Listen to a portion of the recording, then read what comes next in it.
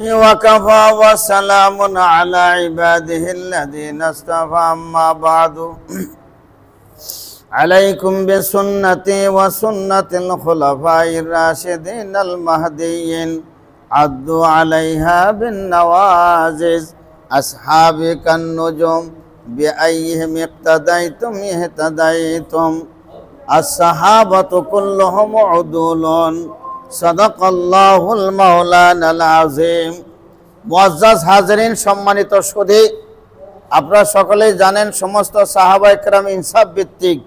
প্রতিটি সাহাবীদের মধ্যে আদালত ছিল, ইনসাফ ছিল, ভদ্রতা, সভ্যতা ছিল। বিলখুসুস খোলাফায়ে রাশিদিনের মধ্যে হযরত আলী কাররামুল্লাহ ওয়াজহুর ব্যাপারে বলা আছে, তাকে বলা হতো রাজুলে শাজাআত, বীর পুরুষ, বহুত সাহসী মানুষ এবং খুব রোনাজারি কর্ণওয়ালা মানুষ, আবেদ মানুষ, বুজুর্গ মানুষ, খুব আল্লাহওয়ালা বুজুর্গ ছিলেন। নবী আলাইহিস সালাতু ওয়াস সালামের আপন চাচতো ভাই ছিলেন, নবী আলাইহিস সালাতু ওয়াস সালামের নাতিন জামাই ছিলেন।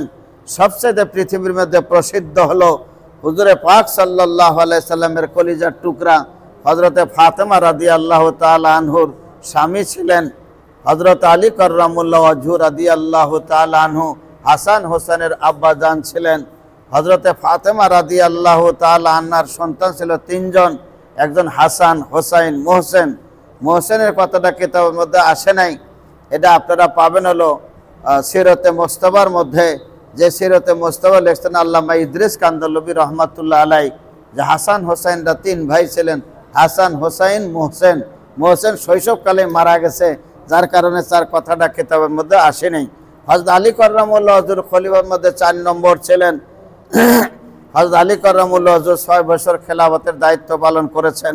বুখারী শরীফের মধ্যে হাদিস আসছে যে একবার হযরত আলী রাদিয়াল্লাহু তাআলা মানুষকে সম্বোধন করে বলতেছিলেন, ইরতাহালাতিদ দুনিয়া মুদবিরাতান ওয়ারতাহালাতিল আখিরাতু মুকবিলাতান ওয়ালিকুল্লি ওয়াহিদাতিন মিনহা বানুনুন ফাকুনু মিন আবনাইল আখিরা ওয়ালা তাকুনু মিন আবনাইদ দুনিয়া ফাইন্নাল ইয়াওমা আমালুন ওয়ালা হিসাবা ওয়া গাদা হিসাবুন ওয়ালা আমালা। তিনি এই শেরটা পড়েছেন, কয় যে দুনিয়া, দুনিয়াদার, রোজ বরোজ সে ফিরতে থাকবে, দুনিয়া চলে যায়। দুনিয়া যখন এটা আপনার খুব ফাঁকিবাজ, দুনিয়া করে কি, দুনিয়া ভাগতে থাকে, দুনিয়া নিয়ে যত মানুষ ব্যস্ত থাকে দুনিয়া তার থেকে দূরে সরে যায়। আর আখেরাত আসতে থাকে।